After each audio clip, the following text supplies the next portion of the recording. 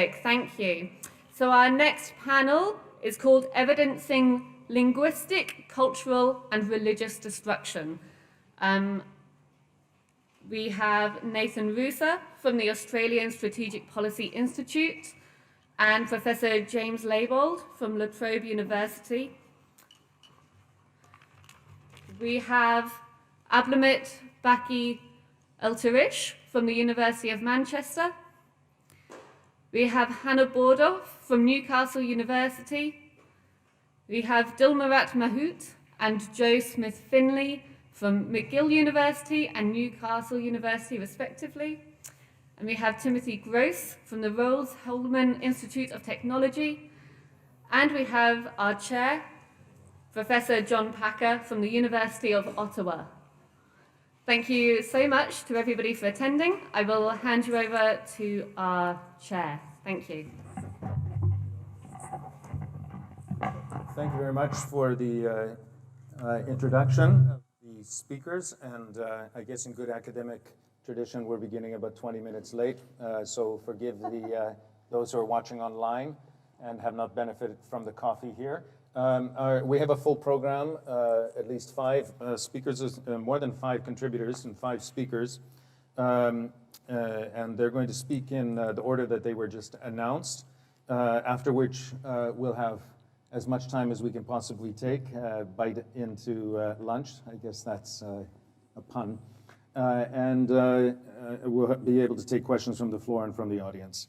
I'm particularly glad to be able to chair this session in my own professional experience. For 9 years, I was the director of the Office of the High Commissioner on National Minorities of the Organization for Security and Cooperation in Europe, in the context of which I first came in contact with Uyghurs in Central Asia. So I'm very interested to hear these experts today to speak about this topic. I am not Yonah Diamond for any of those who are watching. And he's a great guy, by the way, a wonderful lawyer, but not me. He's younger and better looking. So we'll start right away with the first speaker. I'm not actually sure whether James Leibold or Nathan RUSER were going to contribute, which one is contributing online. Are we going to get one or both in some kind of combination? It's Nathan, I think. Good morning, everyone, and thank you for having me, and thank you, Joe, for organising this. It's just me speaking on this panel, and James will take over for the next one. I was going to share a few slides, so let me know if this works or if it doesn't work. But essentially, yeah, I'm here to talk about the evidence that we've managed to collect on cultural destruction and transformation in Xinjiang as part of the Australian Strategic Policy Institute. And so we've been working on this project for a couple of years now, and this is one of the aspects of it. So as I'm sure many of the panelists here and many of the people in the audience can talk about much better than me, Xinjiang has really been Muslim for nearly 1,000 years, for over 1,000 years. And in this time, they've forged this blend of Islamic tradition and jurisprudence with their local culture and spirituality. And resulting from that, you have this intense connection between Uyghur spirituality and other indigenous groups in Xinjiang and the land that they live on, which is generally expressed through this idea of sacred sites and mazars often. And as a result of that, since the 2017 crackdown and before then even, there's been increasing campaigns to sort of slow this down and to sever that connection with these sacred sites that maintain a sort of sacrosanctity indefinitely in a lot of Uyghur culture, and for the devout are a source of healing, introspection, and good fortune. So essentially what we tried to do was do a rough stock take of the pre-2017 cultural landscape in Xinjiang and assess what's happened to it since, and what's happened to it since the crackdown. And so we primarily looked at 2 separate things. We looked at the shrines and the mazars, and we also looked at mosques as an attempt to sort of try and understand what the rates of destruction are and what the rates of them being sustained are. So originally, to sort of bring together this collection of points that we would look at, we cast our nets kind of wide, and a lot of our data, especially for the 5 southern prefectures in Xinjiang, so Hotan, Kashgar, Kyzyl, and Aksu and Bilingual, we looked at. We actually looked at a 2015, I think, encyclopedia volume called the Immovable Cultural Relics Atlas, which went through a lot of these nationally registered sites, provided their location and details about them. And across those books, we found 251 different sites that we managed to map. We also found an additional 131 sites through querying various point of interest databases for the term Mazar, and I'll explain more about that later. Then when we sort of went to go to look for mosques, we realized we needed to develop a pretty robust methodology that allowed us to estimate the rate and the scale of destruction across Xinjiang. And so this involved tying together several different data sources, primarily, and what you see on the left here is a map of that, is the results of China's 2004 economic census, which listed the names and the very rough locations, generally just to the village or the township, of about 73,000 religious sites across China and about 24,000 mosques in Xinjiang. And this is actually the source of the data that you often hear in Chinese state media or in propaganda saying that there is 24,000 mosques in Xinjiang. And there was 24,000 mosques in 2004, but we'll get to that. But we secondly needed to build a database of precise mosque coordinates rather than just these generalized addresses. So to do that, we then queried that point of interest database. And together, the point of interest databases we looked at contained about 16 million points. And on the top map there, you sort of see is just an extract of that database in Urumqi. So we searched the term mosque, which gave about 1,750 mosques nationwide and 340 in Xinjiang.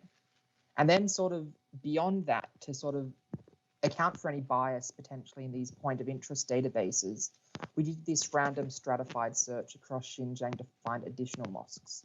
So for that method, we basically selected a random village, a random township, and the county center for every single county in Xinjiang and visually searched that area for a mosque. And we found 213 mosques through this method, which was about 70% of the searches that we looked for. And in some cases, the imagery was too poor quality to find a mosque, or perhaps it was a Bintuang settlement and there wasn't any mosque there anyway. But 192 when we excluded duplicates and sites without recent satellite imagery. And then it came to sort of analyzing and ascertaining their current status. So throughout that whole previous stage where we were looking for the points, we only looked at pre-2017 imagery to avoid any sort of confirmation bias. And this is something that we worried about because I guess sometimes when we look at it, when we were looking at a mosque, it was hard to tell if it was a mosque or not. And then when we looked at recent imagery, when we saw it was destroyed, we went, well, that should be a mosque because why else would it be destroyed? But we wanted to avoid that bias in the analysis here. So while we were creating this database of about 900 different cultural sites, we only looked at pre-crackdown imagery.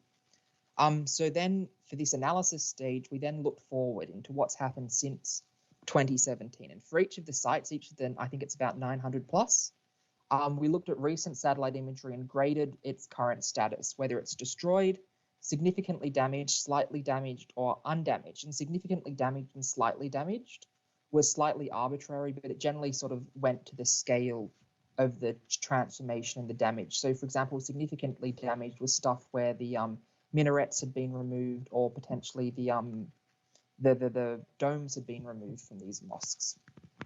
We then recorded the rough date of their demolition and their level of official protection. And then for the total estimates of mosque destruction, we then we extrapolated that figure using sort of a blended method of prefecture-wide and region-wide figures. For example, if we were confident that we had good sampling in a prefecture, such as the southern prefectures, where we had a large number of mosques, we used specifically the rate of destruction in that prefecture for the 2004 economic census that we knew was sort of the number of mosques completely. Whereas where we didn't think we had confidence in the sort of level of sampling that we were able to do, we used a blend of that prefecture estimate and then the region-wide estimate. So across Xinjiang, for the shrines that we looked at, and across the 350 total shrines that we looked at, about 30% had been entirely demolished, with an additional 27.8% having been damaged in some way. Often this was part of it being demolished or some particular features being demolished. For example, the prayer hall attached to the shrine, but not necessarily the shrine itself. And this included 7 sites that had been afforded national heritage protection, 2 of which were entirely demolished, and 12 sites that had been afforded Xinjiang regional heritage protection, 4 of which had been completely demolished. And you can see that sort of on that in that graph on the left, going from national protection on the inner circle to no protection on the outer circle. And you can basically see that about 50% of the sites were damaged or destroyed if there was any protection. That increased when there was no protection, but it's sort of the number of demolitions slightly decreased with every extra level of protection that was granted, which sort of explains a fair bit about how the rates of destruction have sort of in some way sought to preserve some of the most significant protected sites, but in a transformed way. For example, a mosque in a couple of mosques had been miniaturized, and so they could still say that they existed, but they had been sort of the original foundation had been destroyed, but they had been built sort of a tokenized, miniaturized version on the site or on a back alley near the site to say that they respected that protection. So, for example, a couple of these here, this is Imam Asif Mazar, which is just north of Hotan. And so this is the imagery, I think in 2013 or 2015, showing the pre-crackdown imagery, and you can see sort of the road leading up to it and the main stupa in the center of the courtyard there. By the time, this is from 2017, you can see that the entire thing basically has been demolished. And also a number of similar shrines in that general area have been demolished. What I think is one of the most interesting stories is that of Ordam Mazar, which is sort of this very sacred village in between Kashgar and Hotan. And in about 1000 AD, it was the site of this battle where one of the Islamic Khanates in Kashgar defeated the Buddhist kingdom of Hotan. And so in many cases, to many Uyghurs, this site is seen as the place where Islam was introduced to the southern Xinjiang basins. And so this is also a site that the academic Rahil Dawood devoted a lot of her life to studying. And what we found was, and I should also mention that this site is about 20 kilometers in the middle of the desert, far from any paved road or settlement. And what we found was in December 2017, the same month that Rahil Dawood was disappeared, they entirely demolished this site, demolishing every single structure in the settlement, the small village associated with the mazar itself, and every single pilgrimage stop between the major cities and Ordam itself. And so this sort of speaks to the scale of destruction and I guess the deliberate nature behind this demolition. So to do this, they could have just closed the roads to the desert, but instead they chose to sort of push bulldozers and demolishing vehicles through about 20, 30 kilometers of sand dune just to entirely obliterate this sacred village. We also found that through mosques, about 8,000 mosques had been, through our estimate, about 8,000 mosques had been entirely demolished, mostly since 2017. And an additional 7,500 or so have been damaged, generally through this sort of rectification campaign where their domes and minarets are removed and sort of any Islamic architecture has also been removed. This slide shows a couple of representations from the sky, just some random points in our data set. And you can see on the left, these are 4 mosques that since 2017 have either been demolished, turned into parks, or have had their major sort of Islamic architecture removed. And what we also found was that in the vast majority of these cases, at least when we did the examination of satellite imagery, the ground of these mosques hadn't really been turned into anything. So the excuse sort of that they were revitalizing the area and this was part of urban planning doesn't really stay true. If you look on the right, you can see the left-hand column shows mosques prior to 2017, and on the right it shows all of them staying vacant and barren land since the demolition, not part of any sort of urban revitalization program, which is what apologists often excuse this campaign saying. Of the mosques that do remain constructed, I guess, we have pretty robust evidence that almost all of them are not accessible and often derelict. So when I've spoken to people that have been to Xinjiang, they have roughly estimated that about 3/4 of the mosques that haven't been demolished are no longer open. And you can see here is some stock photos. I can't remember who took these, but this is photos through Kashgar showing them locked. In Hotan, a city of nearly 500,000 Uyghurs, recent visitors told us that only 2 mosques they could find remained operational in the entire city. I've also seen photos of sort of where people have pushed the doors open a little bit and snuck a phone inside. That shows sort of pretty much complete dereliction, with the shrines and the tombs pretty much derelict, and the roofs in some cases caving in. So I guess the mentality behind this is sometimes shown in actual official party documents. This is a party journal from an official in Altai province in Xinjiang, saying that the number of mosques in Xinjiang far exceeds the need for normal religious activity, and the capacity of the party's organs are hampered, and the role of mosques is being constantly strengthened. This particular article recommended explicitly that only 1 mosque should exist in each administrative unit, and that their design should adhere to strict unified standards, i.e. no domes, no minarets, no Islamic architecture, and that their opening hours should be limited to a single day every week. And then what we found is since then, often the policy has been stricter. Another aspect of this is cemetery demolition. So this is a cemetery in Shire County in Aksu. And what we found was that a large number of the traditional cemeteries have been demolished. And we haven't been able to estimate the total number across Xinjiang because the practice seems to be very local, with some counties and some prefectures demolishing nearly all the cemeteries and some leaving them untouched.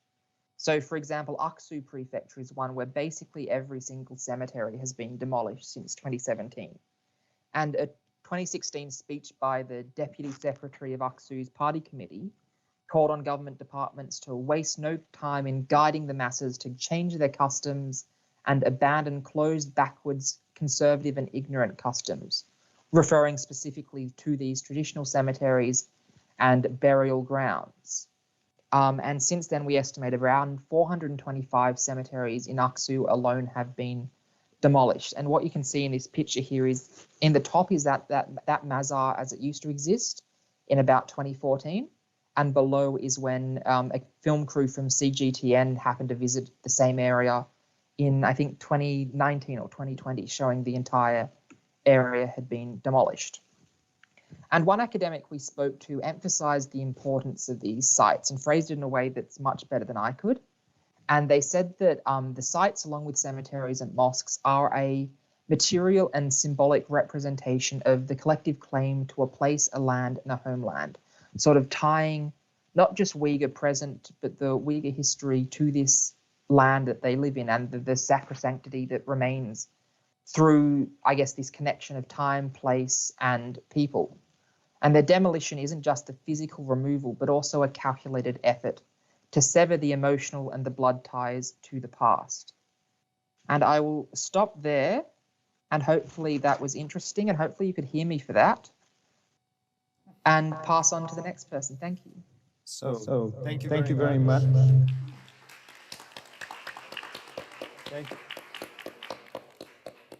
Thank you, Nathan.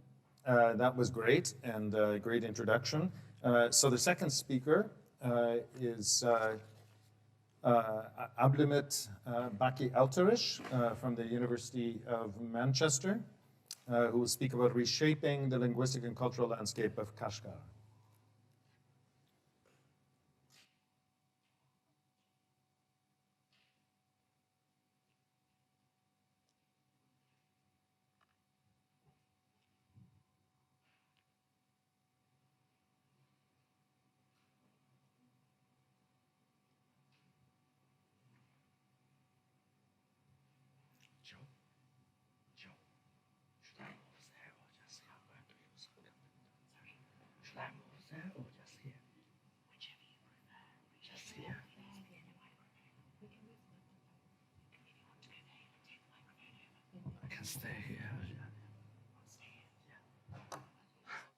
We're watching while we're getting the technology in order. I'll just say that in my 30-year career, one of the common excuses invoked by states is the old "it's for their own good" argument, which is effectively all of these euphemisms and other arguments invoked that in fact the group affected wants their mosque destroyed, or it's going to be helpful for their development. In my own country of Canada, this is one of the arguments used with regard to Indigenous peoples. So, for example, the forced internment of children into residential schools, as they're called, but which, of course, were internment centers in order to enhance their development. These kind of arguments. Are we yet ready?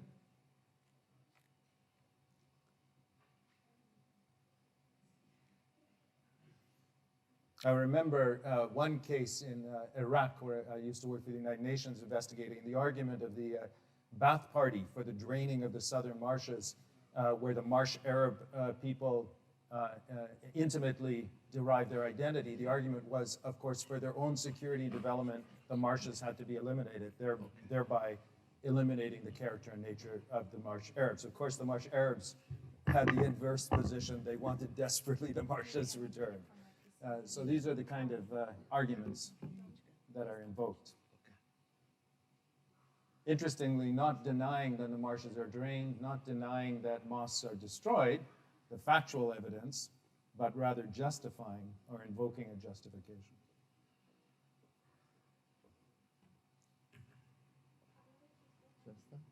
We're ready to go? Okay, thank you very much.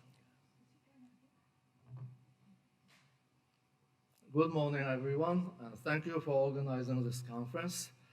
And the topic of my presentation is Reshaping Linguistic and Cultural Landscape of Kashgar. So why Kashgar? And there are many things to say about Kashgar, but most importantly, Kashgar is a center of Uyghur culture. And the population of Kashgar increased dramatically over the past 2 decades. And the urban Kashgar is mainly bilingual, and with the Uyghurs speaking some kind of Chinese, and with the Chinese just remain to be monolingual. But rural Kashgar was completely just monolingual with pure Uyghur speakers. Yeah. And reshaping linguistic landscape is, the driving force is to promote Chinese as national language. For decades, and Chinese language in this region is called just Dölet Dili. That is, no, sorry, not Dölet Dili, is Hanzu Dili, the language of the Han.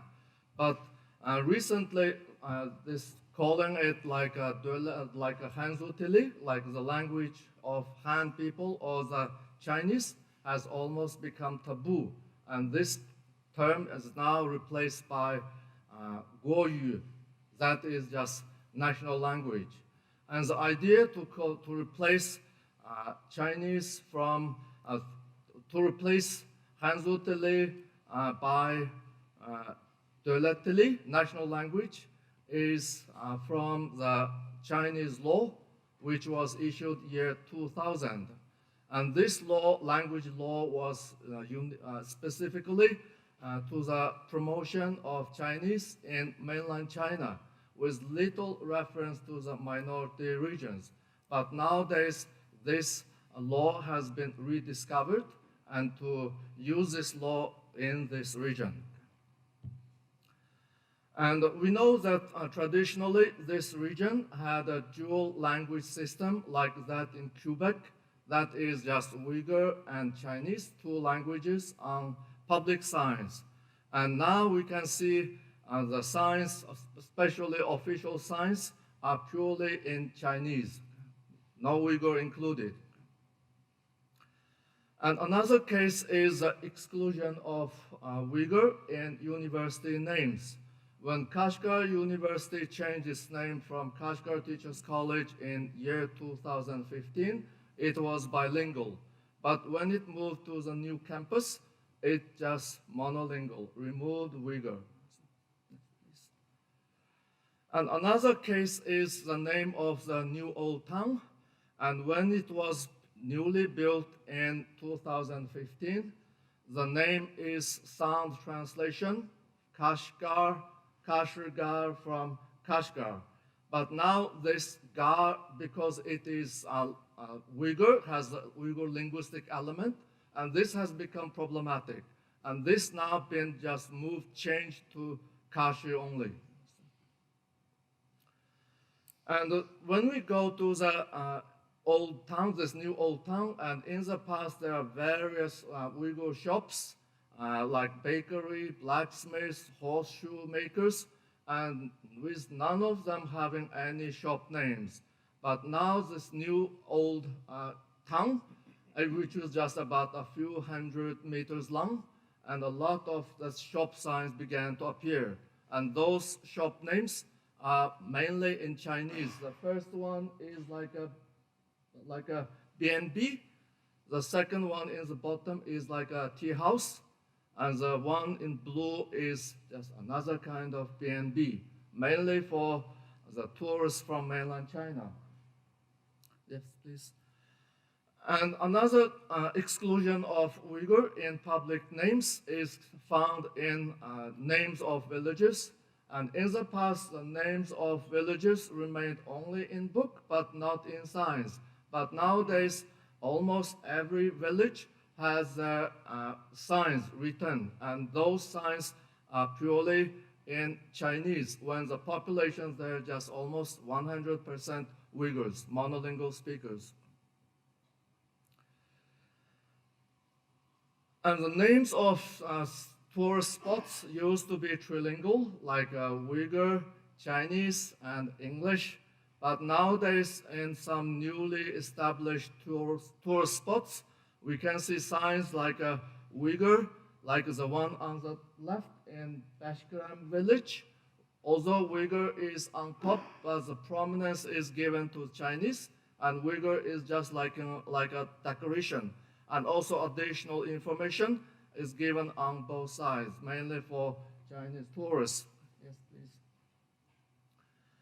And another tendency that I have found of changing the names is whenever it is referred to the Uyghur, it refers to the cultural terms, this Uyghur name's been changed into Minzu instead of Uyghur, such as this one is traditionally is the Uyghur musical instruments village, and very close to Kashgar in Tokzak. But now this Uyghur musical instruments have become Minzu ethnic musical instruments instead of Uyghur musical instruments. Yes, please. And also in many places, especially some rural areas, there are still some kind of names with Islamic elements, such as this one is called Imam Township, and the next one is Mullah Village. Those names are being targeted and they have to be changed. And also the shop signs, like owners of shop in many places, and people prefer to have their own names for the names of their business. And same in Kashgar and many other places, Uyghurs prefer to have their own names. And Uyghur names compose of just first name and surname. And the first name is, last surname is just a first name of the father, and it lasts only for one generation. So many Uyghur names have Islamic elements, and when the shop owners name their business with their names, there are some problems. In this shop signs, it says Abdu, and we can see the size of Uyghur, although it is very small and prominence given to the Chinese, but because it's Abdu is Abdul, it has become problematic. You can't name your shop with Abdul. And another one in the bottom is Wahab. Wahab is also another Islamic term, and it has to be changed. Yes, please. And people in Kashgar, especially shop owners, they are very smart, and they try to create funny shop names, such as this one. First one is said like a to achieve success supermarket, and the second one on the right is how to find cold noodles, and the one at the bottom is optimistic shoe shops, instead of having any Islamic elements. Next, please. And the reshaping of linguistic landscape is especially obvious in educational institutions and from the nurseries to the university. And we know that nurseries began to appear in rural areas of this region from 2016. And in the whole region, there are about 9,000 villages, and each village has now just one nursery. Most of the nurseries are daycare, but with some are boarding. And in these nurseries, daycare activities should be carried out completely in Chinese, and the teaching and everything is based on a unified curriculum with a focus on teaching, next please, Chinese patriotism, like I am, for the first sign on the left is I am Chinese.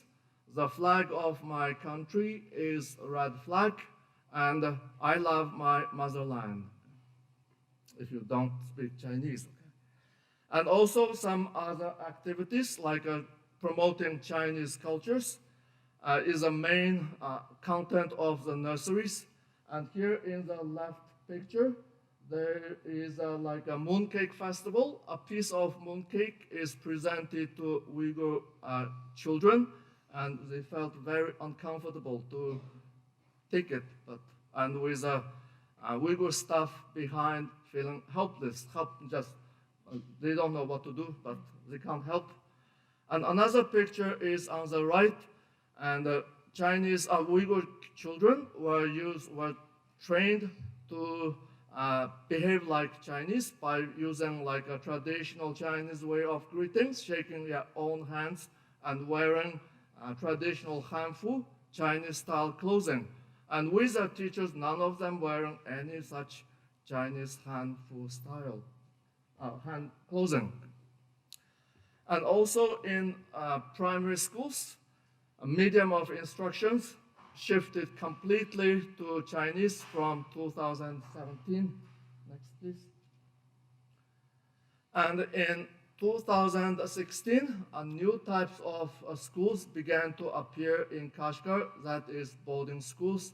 And in the past, there are a number of middle schools, and those middle schools, and also some middle schools around Kashgar in rural areas, they have all been relocated and in a new place called boarding schools, or not.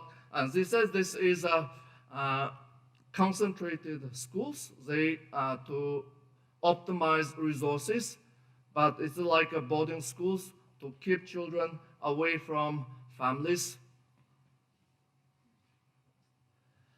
And staff and students were assembled and mobilized to speak as much Chinese as possible by making pledge on these posters. Yes, please. And this at university level as well. Yes, please. The driving force to reshape cultural landscape is to forge a kind of a sense of Chinese identity. And this sense of Chinese identity is identified to be using culture as lubricant. And this culture is just Chinese. Yes, please. And the one thing that we have noticed is appearance of Chinese national flag in the mosque, especially the Eidgah Mosque from 2017. And for decades, there was no flag flying at any mosque in this region. And it started only in the middle of 2017. Yes, please. And this kind of flags were given to distributed to Uyghur families and for them to display outside their house. And the flags can be seen in the bazaar, Sunday bazaar in Kashgar. Yes, please. And also another thing is celebration of Chinese festivals. And in the past, Uyghurs do not celebrate any Chinese festivals, but nowadays, Uyghur streets were decorated with lanterns, and the families were distributed with Chinese New Year couplets. So they'll have to display them outside their house. Yes, please. And also the celebration of Chinese festivals like a dragon boat festival has come to the Uyghur house where people just celebrate together. Yes, please.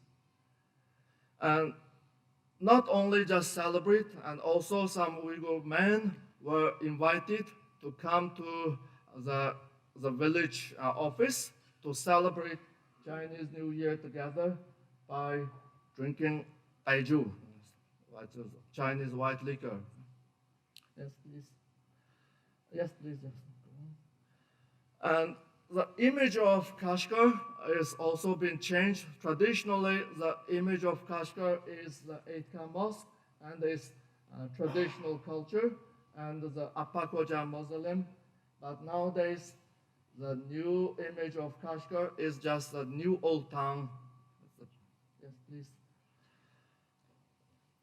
In recent years, previously, a number of Chinese theme parks began to appear in Kashgar, and along with statues of historical Chinese figures related to this region. And this one is Gangong Temple in the new old town. Yes, please. And this originally there was a spring, they call it Blakbishi, and this spring was a source of life for people in Kashgar, traditional Kashgar, because the town center was located on a high ground, and people used to get this water from the spring in order to live. But on top of on the highest ground of this old town, there was this temple being erected. And yes, please. And you can see the houses on the left-hand side. It's a different kind of style, like a triangle roof with like a hutong style houses. Yes, please. And if you go up further using the steps, you see this like a tower and also this statue. And this person, Gengong, was a 1st century Chinese general, and he was stationed in the north, and he never been to Kashgar, but his statue was established here. Yes, please. And even in the official instruction of this temple, and it says this temple was destroyed in 1950s in earthquake, and it was rebuilt recently. Yes, please. And this temple is completely just unfit to the local architecture because of its triangle roof and hutong style houses. Yes, please. Compared to the traditional architecture of the Uyghurs, with the roof just flat, where Uyghurs just carry out a lot of activities like drying fruits and vegetables for winter use, and also to sleep in the summer if it is very hot. Yes, please. And another theme park is the Xiangfei Park, and which is just a concubines park. Originally, this place was called Apakwaja Mausoleum, and this new park is just 3 times bigger than the original park. And Apakwaja was a 17th century religious and political figure. Yes, please. Yes, please. And this is a new park, large in size. Yes, please. And a lot of activities carried on in front of this new park to promote a mixed marriage with a Han. Yes, please. And another park in Kashgar is a Bancho Park. and he was a first-century person with 36 soldiers to defeat the Huns. Yes, please. And another park very close to Kashgar is Zhangqian Park, and he was often regarded to be the person who opened up the Silk Road. Yes, please. Yes, please. And the reshaping linguistic and cultural landscape doesn't remain in Kashgar, and it happens elsewhere. And official signs, name of university, Tarim University, yes, please. And also the new things, and just happened just 2 months ago in Hotan, new very popular restaurants with no culture at all, just Hotan restaurant with Chinese signs only, yes, please. And also this is a walnut tree in Kargalik, decorated with Chinese culture. Yes, please.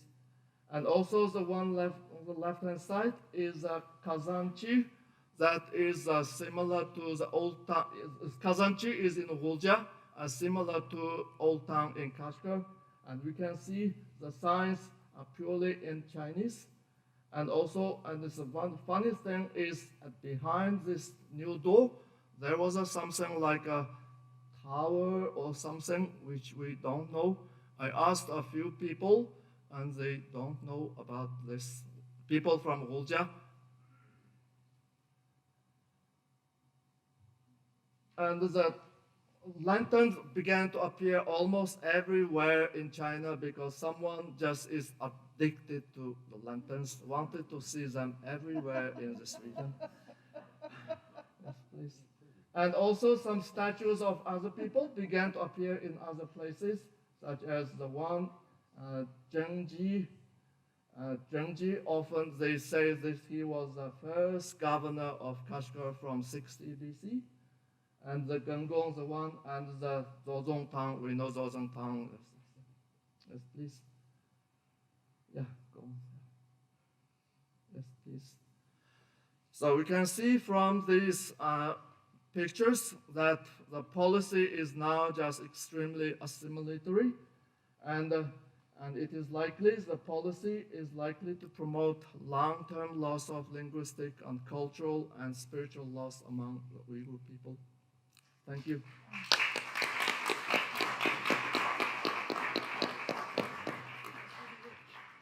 Thank you so much for that. So I took the liberty to grant a bit of extra time there so we could get through that extremely important presentation. But we must move on quickly now to Hanna BURDORF, who is our third speaker, who will speak on from bilingual education to national language education in Xinjiang, a creeping linguicide. Well, apparently less creeping, we just heard. Hanna, please.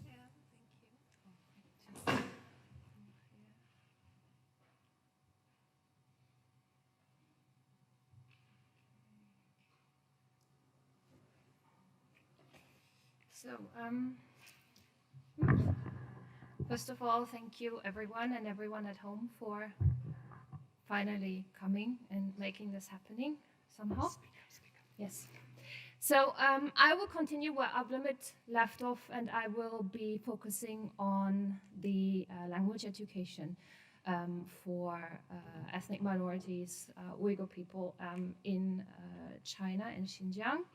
And speaking about linguicide. So first of all, what is that? So it means to kill a language without killing the speakers, or letting a language die by simply not paying attention to it.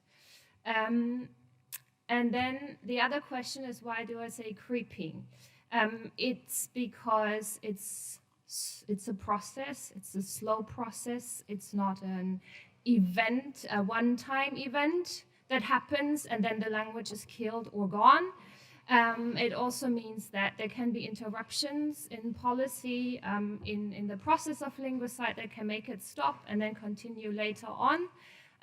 So it's a bit complicated, but I will try to point out some methods or things that happen during linguicide. And one of those is education. So why is education so important in this? If you want some a group of people to lose their language, or even if you don't want this. It is going to happen if you make the next generation to be prevented from achieving the same level of fluency in their native language as their parents.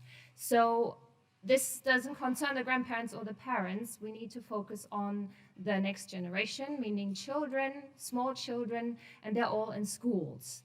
So this is why education and language education is such a crucial part in the idea of linguicide or language erasure. So I will start with a very simplistic representation of what happened in Xinjiang regarding language policies. So one point of further pushing forward linguicide would be to not offer mother tongue medium education. So as you can see here in yellow, it's the use of the language, of the Uyghur language in school, and green is the language of Chinese. So prior to 2004, the majority of the schools were teaching in the Uyghur language, and Chinese was learned as an additional foreign language, and that was changed by a policy in 2004. And then the Chinese became the medium of instruction, and that slowly increased, and the teaching of the Uyghur language decreased. This looks really smooth in this picture. It's not at all smooth. That the implementation was extremely difficult. So we have differences between the north and the south having a very large rural and Uyghur population, and the north has a more Chinese language environment because more Chinese people are living there. We also have a difference between implementation in cities that was much easier than the implementation in rural areas. In 2006, bilingual education for, so Chinese medium education was added for kindergartens, and they were, according to Chinese government numbers, faster in changing the education structure than primary or secondary education. So they apparently were able to have coverage of bilingual education much faster than schools. However, Ablimit just mentioned the year 2016 when we have these nurseries, and that's also what has been reported on, that they kept on being built. There are several government policy documents from 2016 which push the implementation, especially in the south, in the countryside, and in rural areas. And for primary.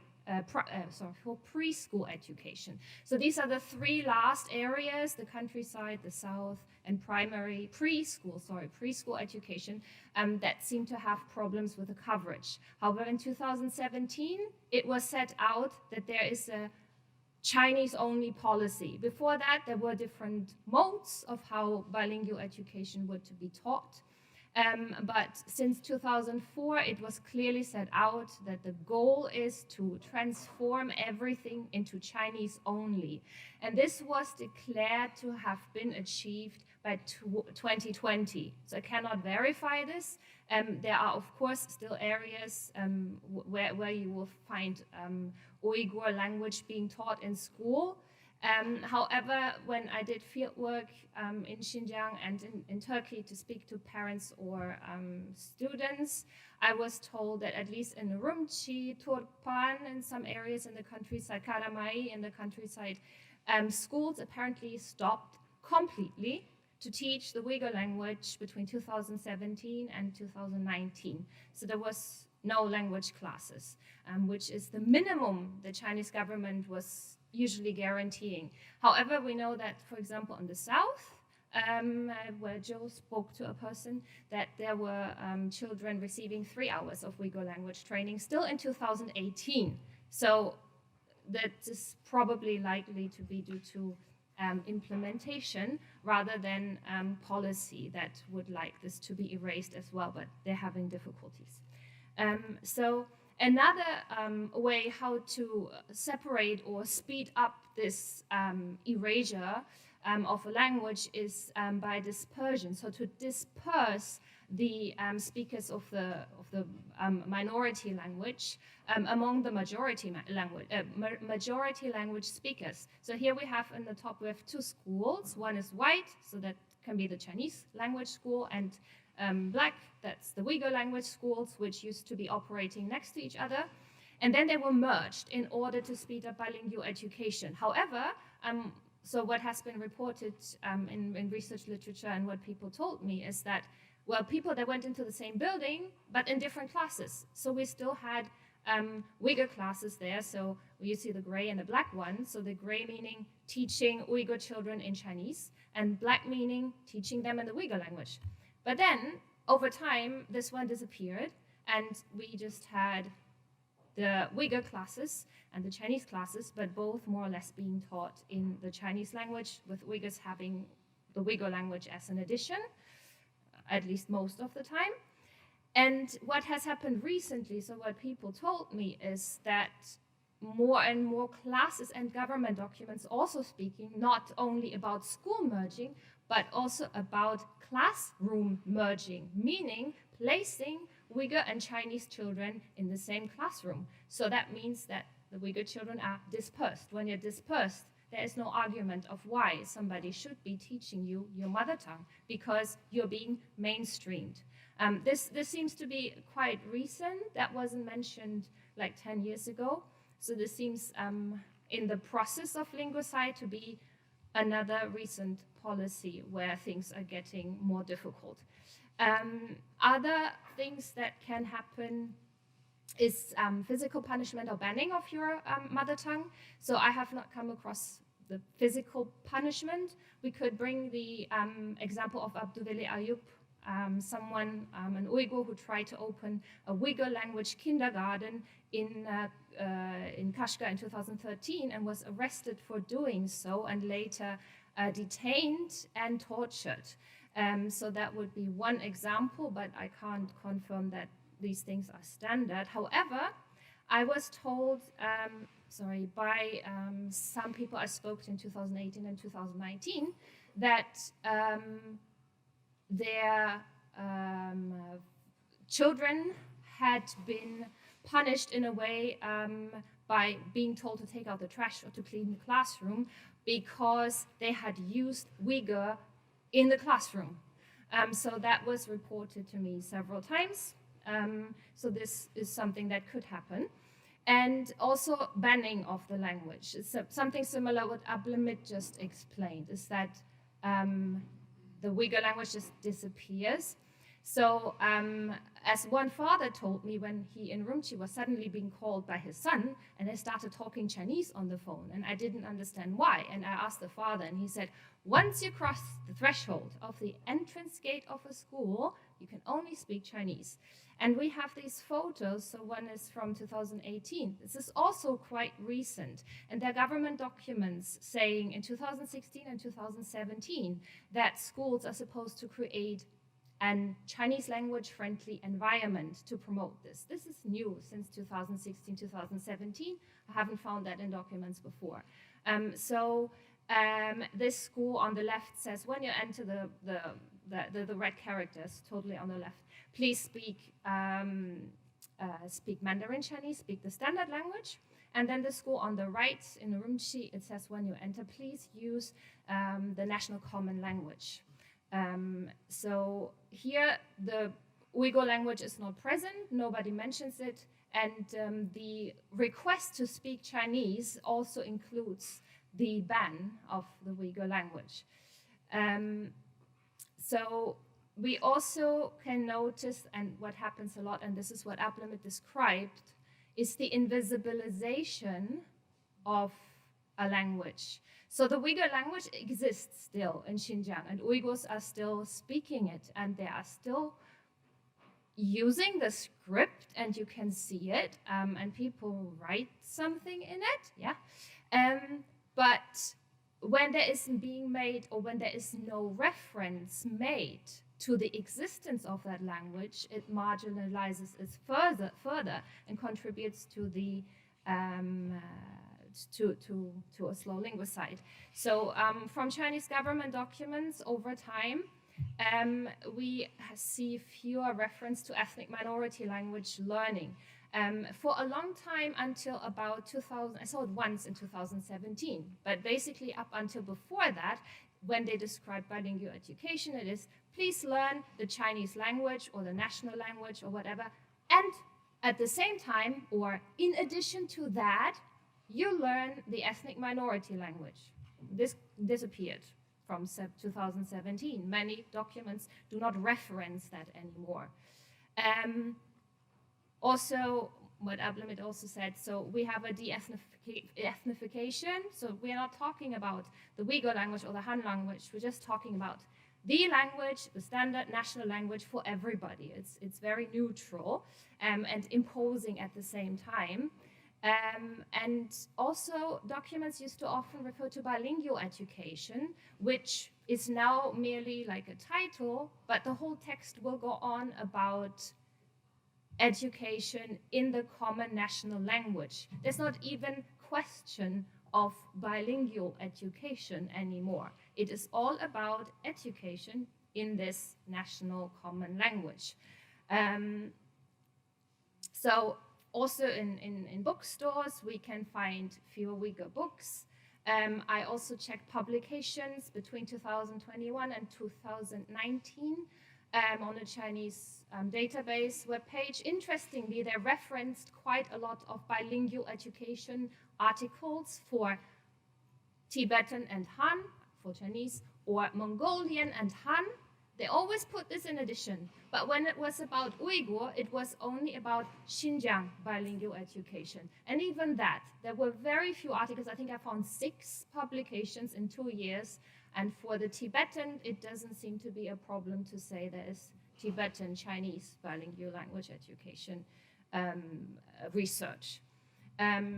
So then we have the role of the parents. A document told them in 2016 to please raise their kids bilingually. Then I took a photo here in 2018 in Kashgar. On the right-hand side, you see this very small sorry, it's a bit small, red with a yellow script on it. It tells parents that's the area where you should probably be waiting to learn the national language in the elementary school. And also we have since 2000, so since the emergence of the camps, when the reports say that detainees are supposed to learn the Chinese language, what the Chinese say is you have to learn the national common language. So even the parents and grandparents are drawn into this kind of obsession of having to learn the language. So then people would say, and apparently it seems to me that this is a kind of idea of the Chinese government, that it is sufficient to learn your mother tongue at home. It's not sufficient, but that's apparently what you're supposed to do.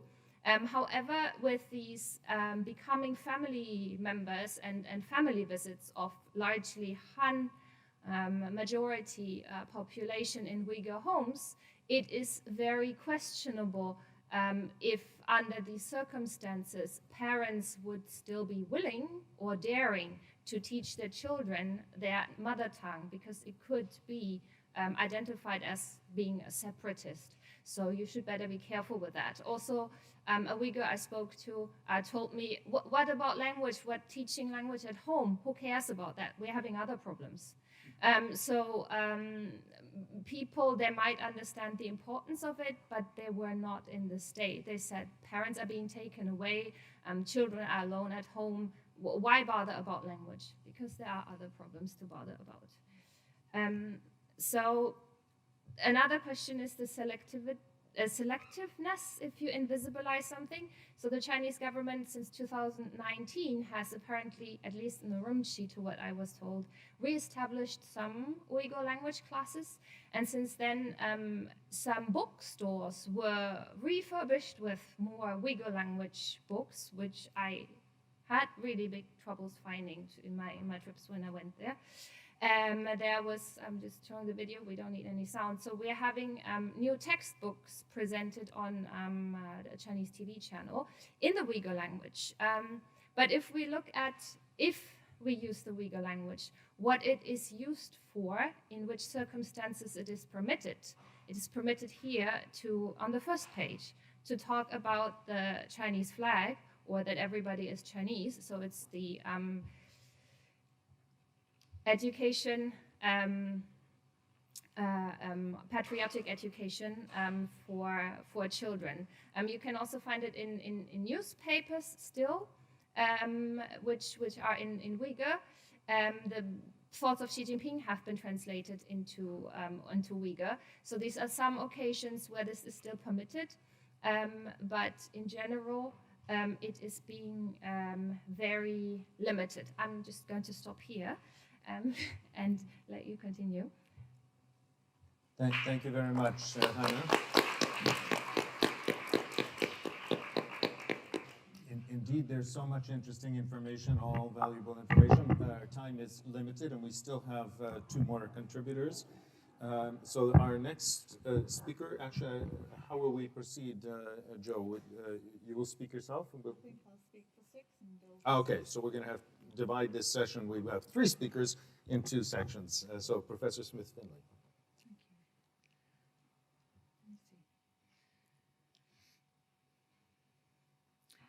Okay, so we're going to present on a joint book chapter that we wrote, Dilmurat MAHMUT from McGill University and myself. I'm really going to present the findings and make a few short comments about theory, and then Dilmurat is going to talk about the sort of broader context of the criminalization of textbook production. So, yes, this book chapter will be published in Michael Clarke's forthcoming edited volume, The Xinjiang Emergency, which is coming out in February. This book is full of really rich chapters on what has been happening in Xinjiang. So I would urge you to take a look at that when it appears. So during my last visit in the field in Xinjiang, the erasure of the Uyghur language was already very evident. Perhaps the most emblematic picture of that was this textile poster that I found outside the Urumqi No. 1 primary school, in which the Uyghur modified Arabic script had literally been cut out from the fabric. If you zoom in on this photograph, you can see the jagged edges of where the Arabic script was actually cut out. And this was happening in the context of what Hanna and Ablimit have just been talking to you about, the erasure of the earlier bilingual education and the gradual replacement of it by the national language policy. So when I was in Urumqi and Kashgar in 2018, basically you could not find any books that taught Uyghur script to Uyghur children in the Xinhua bookstore. What you saw instead was a huge pile of books aimed at teaching Uyghur script and Uyghur language, Uyghur sort of everyday conversation to Chinese people, to Han Chinese people. And a bookseller I spoke to explained this to me and said, you know, this has been happening since 2017. But these Han people, they're not learning Uyghur as a mark of respect to our culture. They are learning it because they mean to control us. They want to understand better what we are saying and what we are planning. And there were only 3 books in the whole store in Urumqi that taught English to Uyghur adults, which begged the question, don't the Chinese authorities want Uyghurs to speak to foreigners right now? And why would that be? Henry, can you play my video? Do you have it handy? So the result of this kind of squeezing out of the Uyghur language was can be summed up nicely by this video of Kameran in Kashgar singing the Chinese national song. 起来，不要努力人们把我们写入筑成我们新的长城，中华民族的留人像的时候，每个人都把这家很的好事，起来，起来，我们本着一生冒人的保护。护，减轻盲人的保护，减轻，减轻，减轻轻。谢谢大家。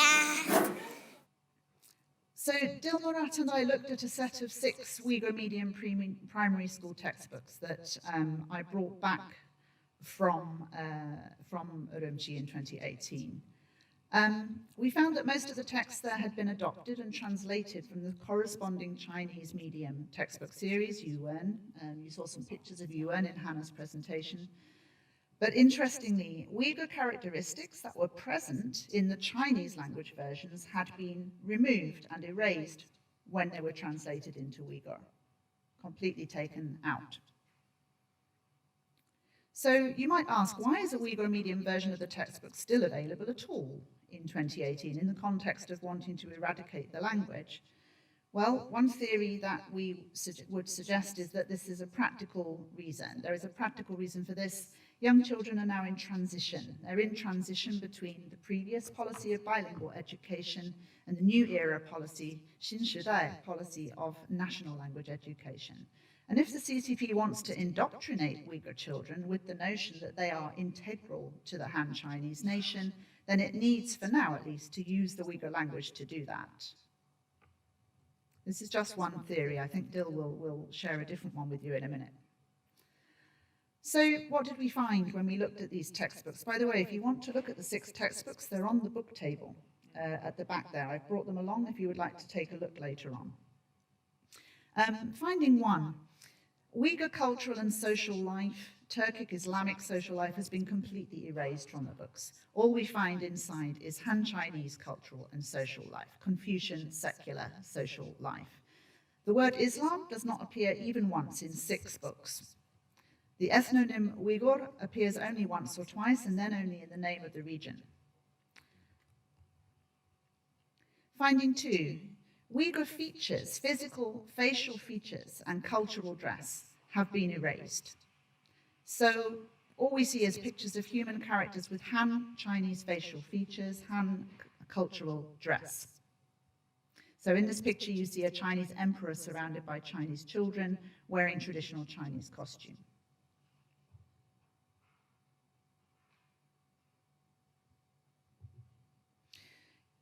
There was one picture in the whole of 6 books, just one picture, which shows a group of Uyghur students with deep-set eyes and Uyghur braids. It was on page 95 of Book 2, Level 6. It was the only single picture left in the whole of the series. Interestingly, on the cover of that book, however, is the same picture, but with all of the Uyghur facial characteristics erased. It has been signified, if you like, sinicized, the same picture. So Uyghur, Chinese. So we don't have Uyghur braids, multiple braids, but we have Chinese pigtails instead. And we were astonished by this. Why is this one picture still there? And we can only surmise that this picture was somehow left in by mistake, because there is simply no other example of this kind of image in the textbook series whatsoever. Finding 3, human characters are all Han Chinese in the books, and they have typical Chinese given names. There are very few Uyghur personal names. Only a few appear in the practice drills, the language practice drills, and all of those are ones that are devoid of Islamic associations.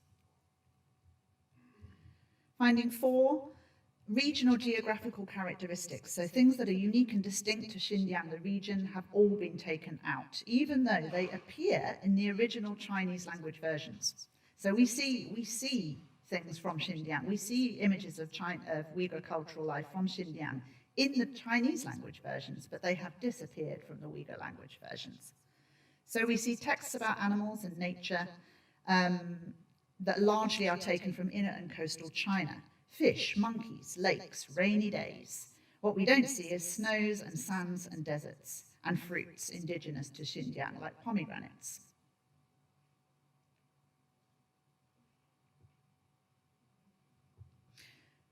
Findings 5, 6, and 7 are all to do with literature. So Han Chinese and foreign or Western literatures are highlighted in the books, but not Turkish or Middle Eastern or Islamic literatures. And Uyghur literature and folklore is completely absent, nothing in there at all. Almost completely absent.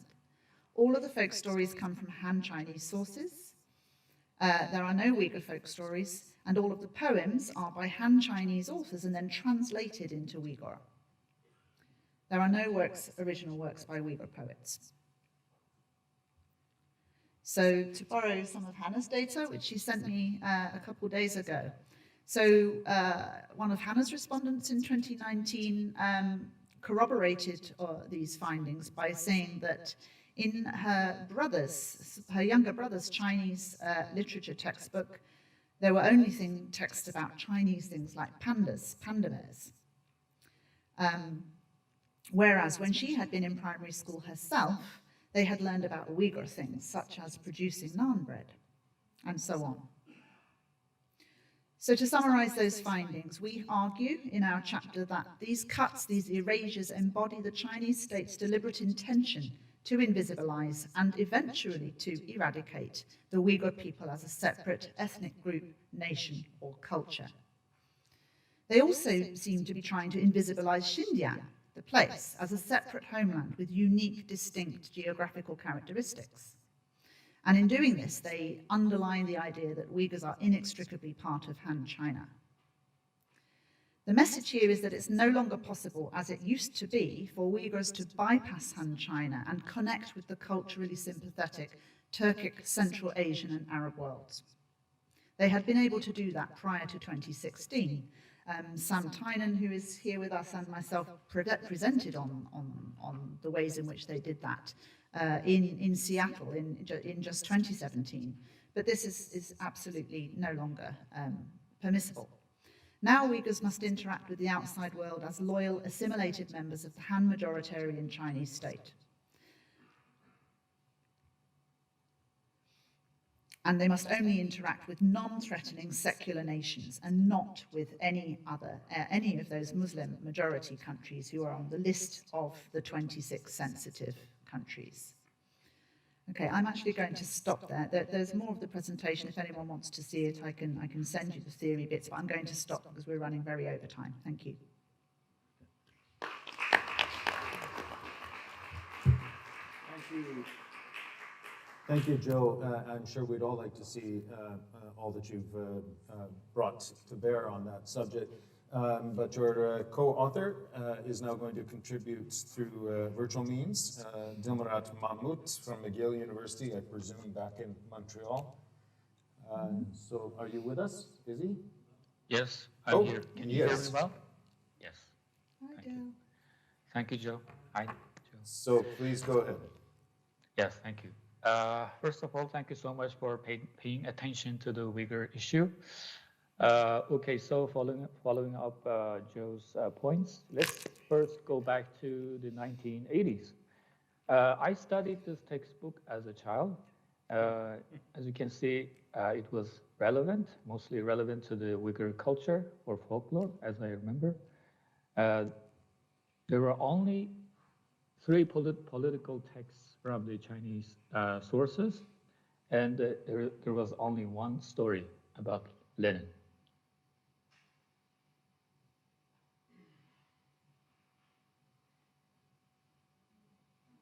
Okay, he's muted himself. Dilmurat, unmute. Oh, okay, sorry, thanks. As you can see, in this textbook, the depiction of Uyghur life was rich and typical. I'm showing this to highlight difference between then and now. The Uyghur language literature textbooks have always been under state scrutiny, and in the last decade or so, it has become so much more intensified, as you all know. So you may have seen this recent documentary produced by the CGTN. It shows how the CCP tracked down the subversive 2003 and 2009 Uyghur textbooks produced by Xinjiang Education Press.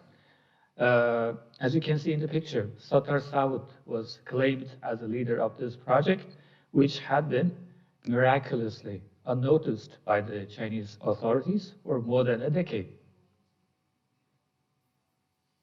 So, yeah, authorities claimed that Sattar South acted unilaterally to determine textbook content. You can see here, Dalton Rosie and Waichang Usman were instructed to fabricate separatist material for these textbooks. Now let's look at some of the subversive content CGTN illustrated. As you can see on the top left, depicted the story of 7 Uyghur girls who jumped off a cliff when trapped by some Manchu soldiers. But the documentary says these were Han soldiers. It's modified. So the rest are from the 3 district revolution of the Uyghur resistance to Kuomintang Republican government, which was declared by Mao Zedong himself as part of Chinese Communist revolution against the Republican government. This content was always there in Uyghur textbooks from the early 1980s. All of a sudden, these have become subversive and violent. So we have asked Abduli Ayub about his perspectives on the relevant issues. And to our question, what do you think about the reason behind Yalkun Ruzi's arrest? He responded as saying that the textbook issue was used to accuse them. Somebody I know invested in a kindergarten in which Yalkun Ruzi co-invested too. Originally, the kindergarten was built by us, but after we got arrested, they reopened it by the name Mobile. In the Chinese system, when accusing someone, they want to list as many crimes as possible. So they accused them in relation to the textbooks. The Chinese suddenly wanted to investigate the textbooks, so many people were arrested along with Yalkun Ruzi. So it seems that the reopening a Uyghur kindergarten was a trigger, according to him.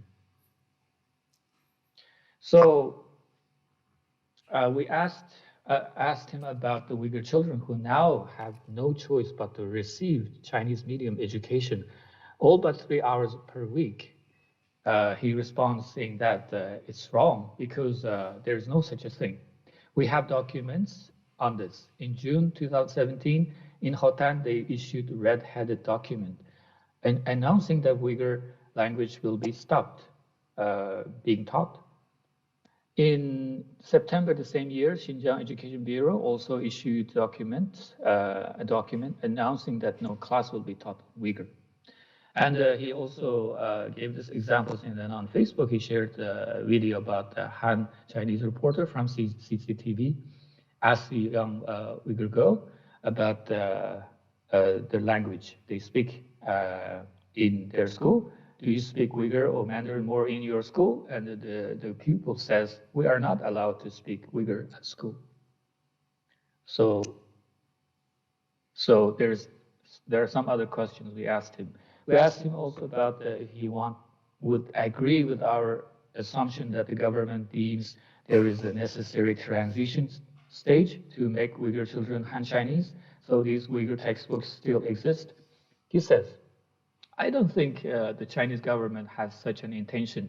It is naive to think that way. Even if these Uyghur textbooks are being used, it is just for show, showing the world that Uyghur language is not banned in schools. We also asked about the young children who are being separated from their parents, sent to boarding schools. He thinks that if they lived with their parents, the impact of this education on them would not be very negative. The reality now is that they are receiving Chinese education only while staying in boarding schools separated from their parents. I fear more that the Chinese government transforming Uyghur children into abnormal people with oppressed minds than just Han Chinese. If they make them abnormal people, a group of criminals will be created in society. While in jail, I realized that most of the thieves and robbers in prison were people with twisted minds, the people who got harmed during childhood. The children who underwent psychological traumas would grow up with hatreds towards society. They would become the source of crimes. So let's go back to textbook compiler Yalkun Rozi. He was 54 when he was arrested, and he was sentenced 15 years in jail.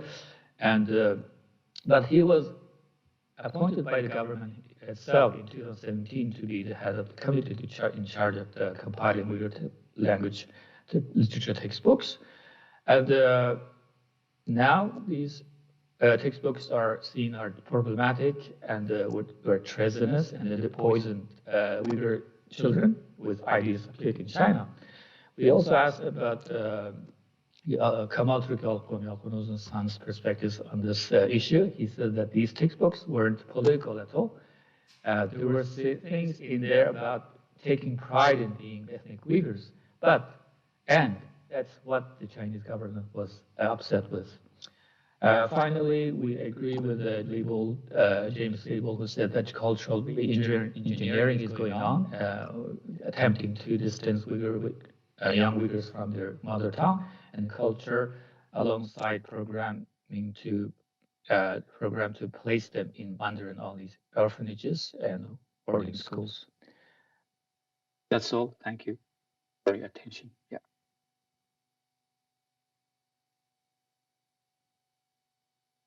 Thank you so much, Dilmurat. So obviously we're going quite over on our foreseen schedule. So bear with us. We have one last contributor, Timothy GROSE, who's going to speak about Uyghur identity. Timothy is from the Rose-Hulman Institute of Technology. Are you with us, Timothy? So again, the talk is Uyghurs, they are Muslim, and we must make this concept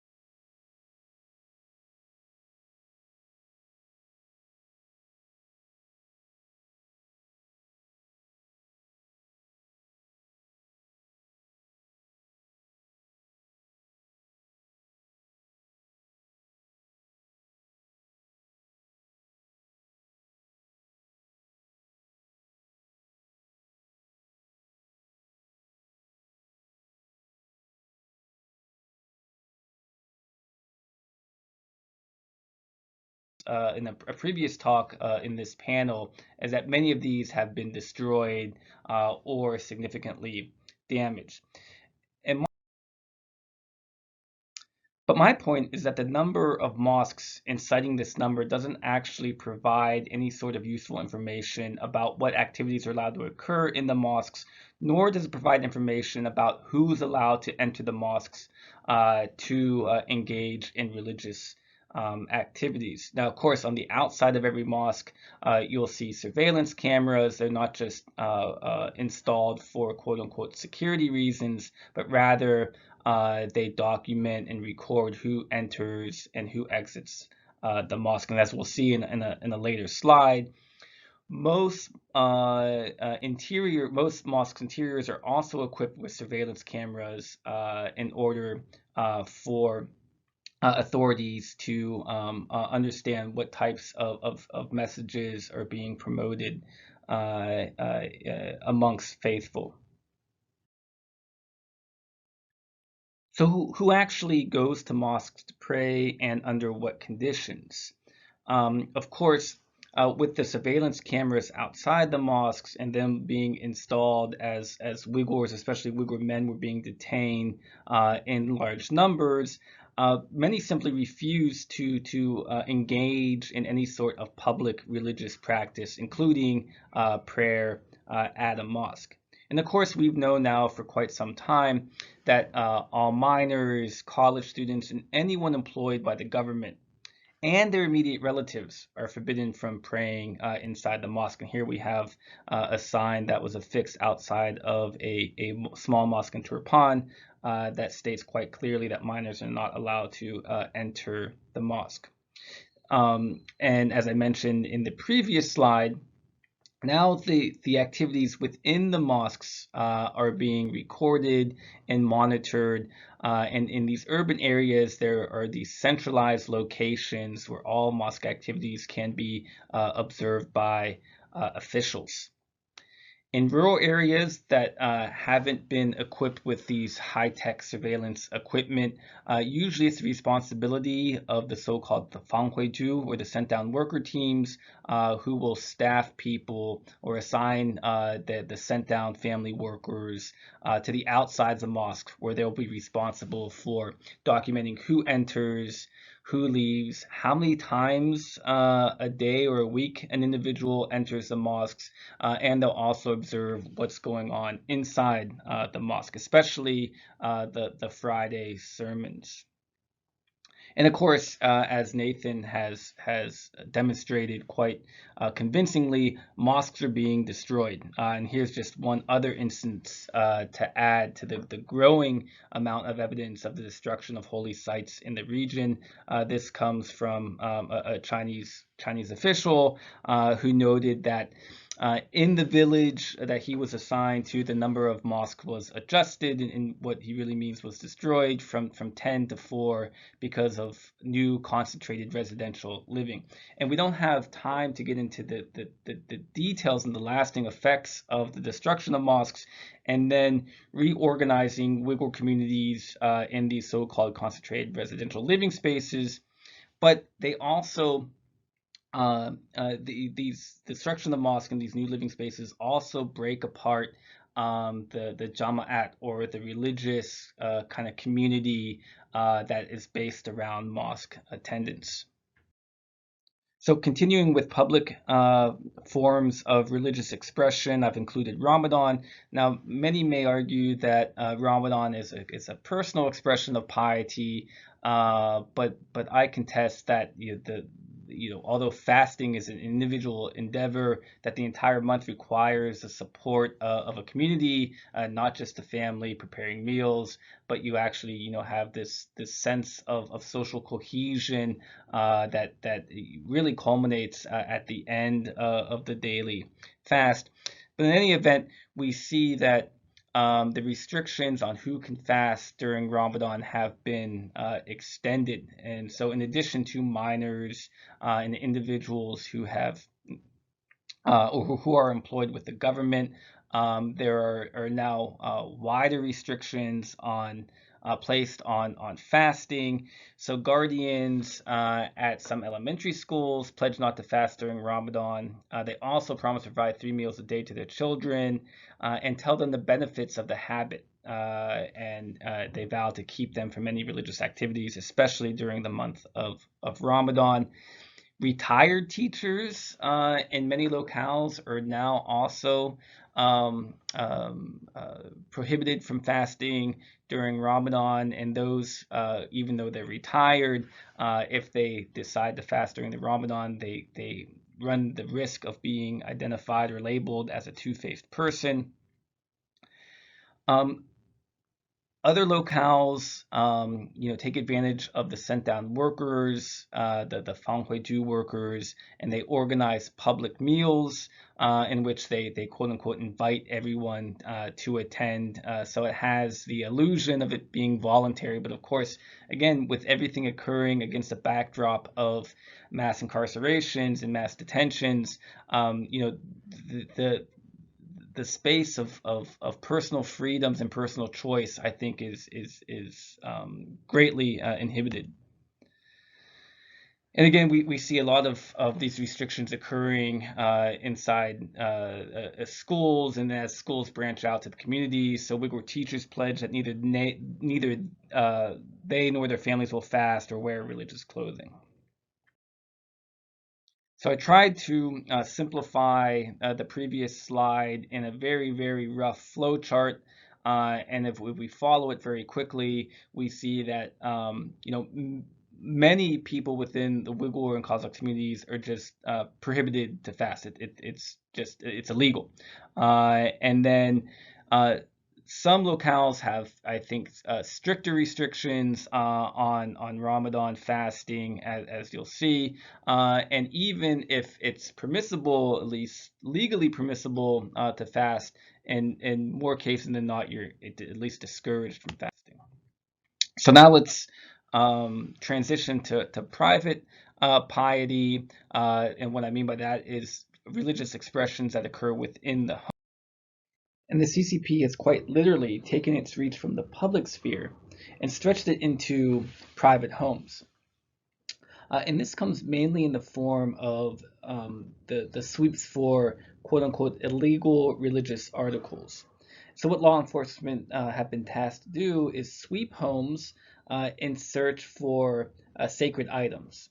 And again, although there may be a rare instance where they'll find something of true extremist nature, that law enforcement personnel are responsible for finding items such as prayer rugs, as sacred texts, or maybe even something as mundane as a pitcher used for ablutions. So it's the physical removal of these sacred items from the home, again, to make the Uyghur house and Kazakh houses more secular.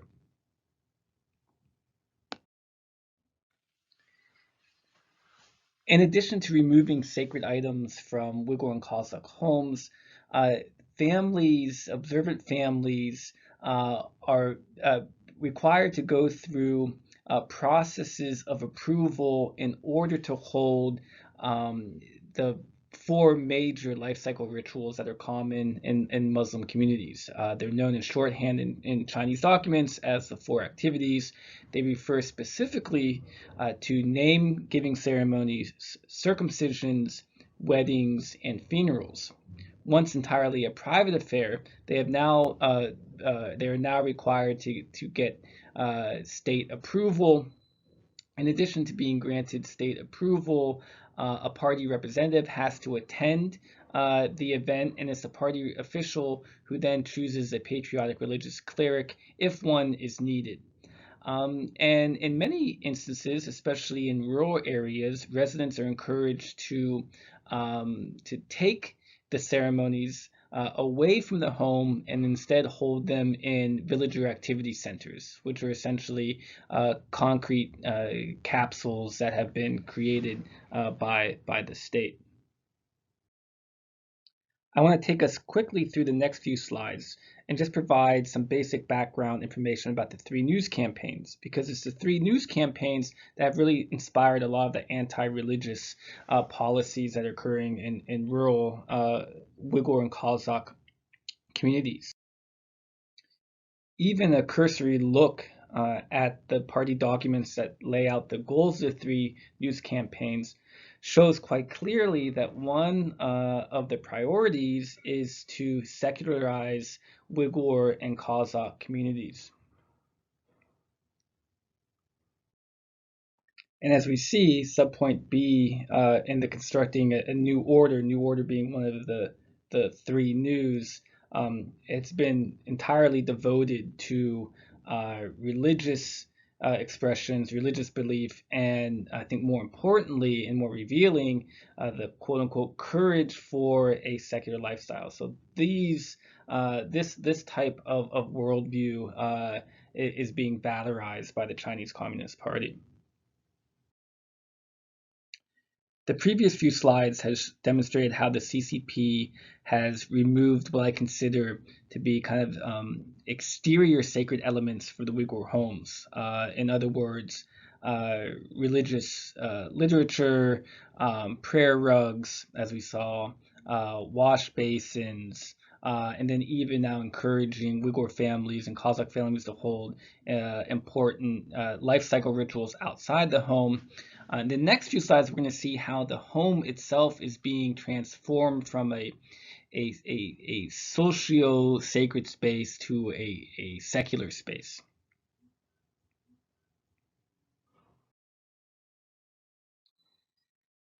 And this is being accomplished by the removal of one important item of the Uyghur home, and that's the supa, or raised platform, often made of earth, that is really the center of social and kind of sacred life of the Uyghur home that's usually built in the dalan, or the living room.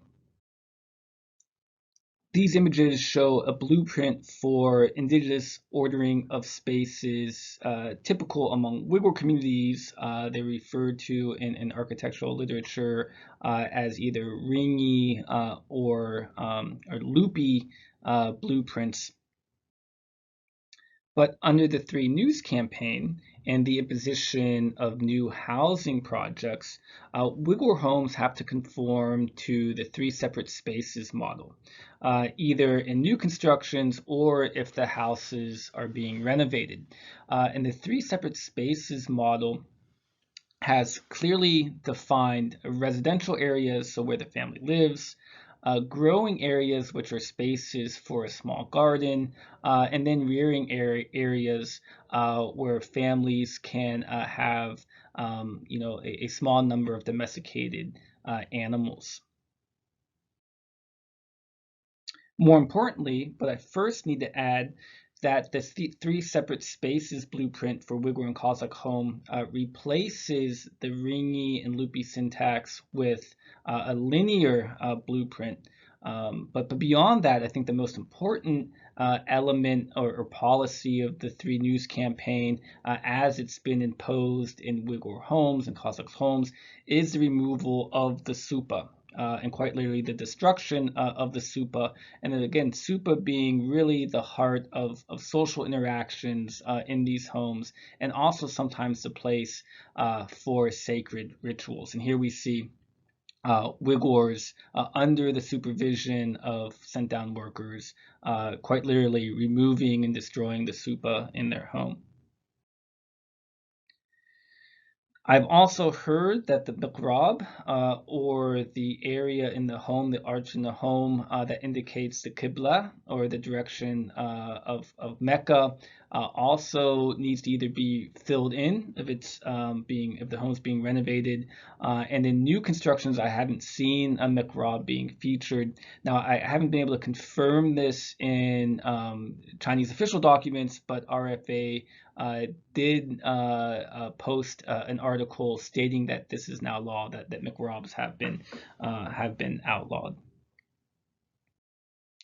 Finally, I want to take us to examples of restrictions placed on personal piety. So again, we're right now on the spatial exploration of religious oppression in Uyghur and Kazakh communities. We've gone from the public to the private, and by private I meant the types of religious activities that occur within the home. And now I want to center our attention on individual piety and how that was expressed, and then restrictions on these expressions. Perhaps the most obvious of these restrictions occur in sartorial practices, especially among Uyghur and Kazakh women. So by the early 2010s, and really even starting in the early 2000s, Uyghur women were beginning to adopt a variety of styles of head coverings and clothing. And having interviewed many Uyghur women who either decided to don head coverings or change their style, for them it was a way of expressing a new modernity, a modernity that was being defined elsewhere, maybe in Egypt or in Turkey or in Indonesia. So this kind of a Muslim modernity. So again, they didn't consider themselves taking a step back in time. But with the Project Beauty campaign of 2013 and 2014, many forms of these new religious head coverings were being banned and being replaced by what authorities determined was traditional ethnic clothing of Uyghurs. More specifically, atlas dress, dolpa, long hair, and more specifically still, long hair that was braided. Now, kind of ironically, speaking with young Uyghur women, that these were the outdated, old-fashioned styles, and these were the fashions of their mothers and grandmothers. So, many young Uyghur women were kind of put off by these fashion styles that were being encouraged and imposed in their communities.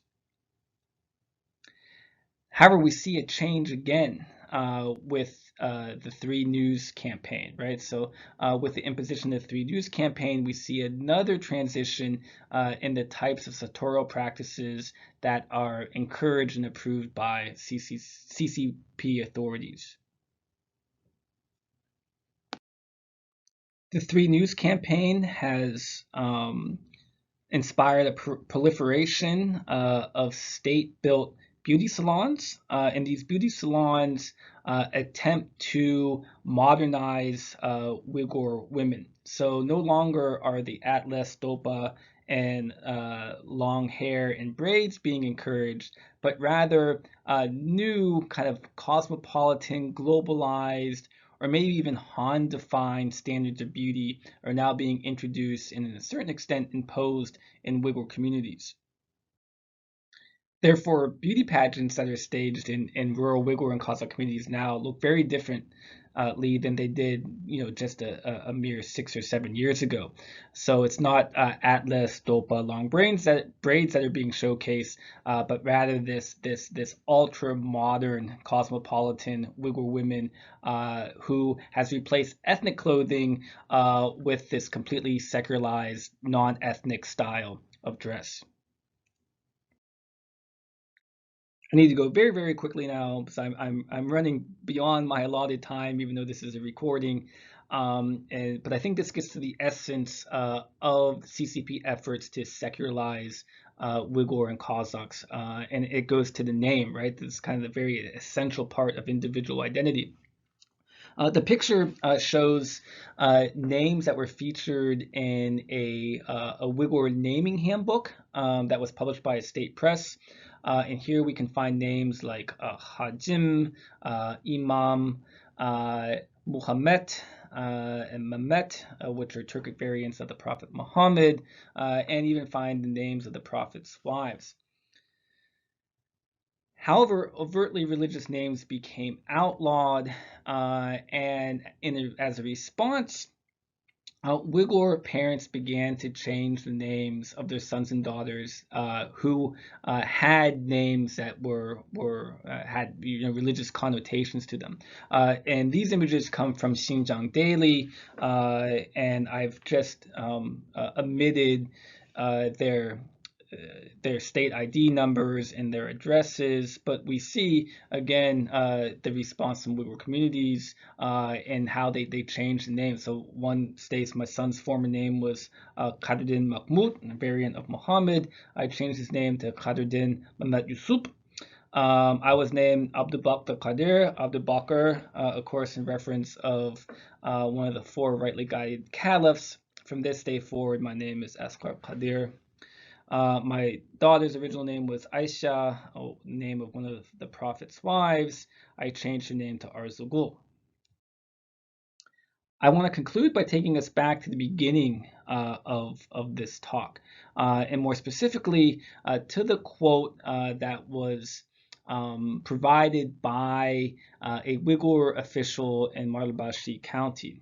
He says, if we aren't Muslims and we are atheists, why must we invite clerics to engage in religious rituals at name-giving ceremonies, circumcisions, weddings, and funerals? Why do you wish to eat halal? But then he takes these ideas and he extends them a giant leap further. He adds in Chinese, Uyghurs are Uyghurs, they aren't Muslim, and we need to make this concept clear. I think this really gets to the core of the CCP's campaign to secularize Uyghur and Kazakh communities. At one time, they were celebrated as 2 of the 10 quote-unquote Muslim ethnic groups or ethno-national groups in China, but this is no longer acceptable. Rather, the religious components of their identity need to be removed in order for them to be fully compliant and participant in the Chinese nation or the Zhonghua Minzu. So I end the talk with a lot of anxiety about the future of the transmission of religious knowledge in Uyghur and Kazakh communities and the continuation of religious practice. Because I think what's more alarming than the assaults on exterior expressions of piety or the fact that these policies seek to weaken and sever the social spiritual roots that ground Uyghur and Kazakh identities to Islam. Thank you. Thank you very much, Timothy. Obviously, we've gone way over in time for those who are watching from different parts of the world, and thanks for all the patience with regard to the technology. It's quite amazing that this is happening at all. Unfortunately, we don't have time for questions or comments, and there's such an abundance of information already presented that it would be hard to have a probably coherent conversation now. So we're going to end this session. We're going to take a very brief period for a bite to eat here and anyone at home or elsewhere. We will resume at 14:10 here UK time with the next panel. We'll have to move ahead. I will just abuse my position as a chair to share one remark. Today is dedicated essentially, all the panels are titled about evidence. And this is an interdisciplinary or multidisciplinary conference. Let me just share from the perspective of a professor of law that there are distinctions between evidence, proof, and dispositiveness. So evidence is essentially a group of information, data points, as I think Nathan referred to them. And information may or may not be accurate, and there are, in law, for example, standards of evidence. There are generally 3 types of evidence. Physical evidence, the smoking gun, documentary evidence, we've had an abundance of it today, photos and so forth, and testimonial evidence. These are the 3 kinds. And normally, as Joe mentioned, we try to put these together in some kind of corroboration or some kind of interplay, which might lead to proof. We have different standards of proof for different purposes, but proof is evidence which leads to a conclusion. So you may have lots of evidence, but they don't lead to a conclusion. That, by the way, might be inaccurate. So it's not quite the same as facts. There might be excuses, by the way, which is another matter which is to do with responsibilities. In law, we seek for what's called, and you may hear the word dispositive proof, which is to say a matter which disposes, evidence which disposes of the matter, which concludes it for purposes of a standard that would be applied. For example, guilt, which is a criminal matter, which is different from other responsibilities. So just to have in mind that what we're hearing all today is an abundance of evidence, and how that may interplay to prove or not to prove something never mind to dispose of it. These are different matters which are subject to different standards. Nonetheless, it's apparent, at least from this morning, there is a lot of evidence. So the idea that we don't know or we can't know is not true. And you might also know, and the last thing I will say is that at the United Nations and elsewhere, there's often a preoccupation with what they call fact-finding. I've spent part of my career investigating and fact-finding for the United Nations, which is for the purposes of those bodies between states, that what is acceptable or sufficient from them. That's not truth. That's just what they will accept or not accept. And I just thought I'd share that since we're spending all day on evidence. Thank you very much, and thanks again to Joe and to Hanna in particular, not only for their presentations, but for the extraordinary work they're doing today. We'll resume again at 14:10, and here let's have a quick bite. Thank you.